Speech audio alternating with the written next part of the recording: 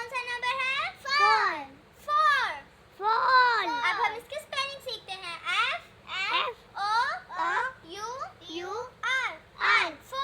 4। अब हम एक साथ पढ़ेंगे। For balloons।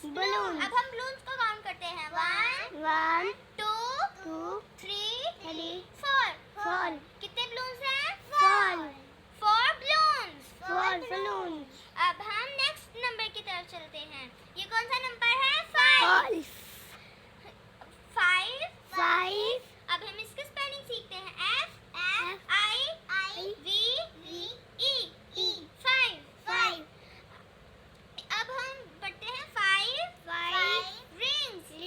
अब हम रिंग्स को काउंट करते हैं। 1 2 3 4 5। कितनी रिंग्स हैं? 5 rings। अब हम नेक्स्ट नंबर की तरफ चलते हैं। ये कौन सा नंबर है? 6। अब हम इसकी स्पेलिंग पढ़ते हैं।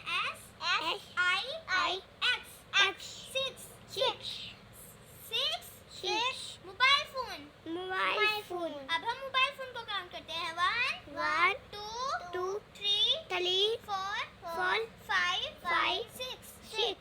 कितने मोबाइल फोन हैं? 6 mobile phone. Easy study hub.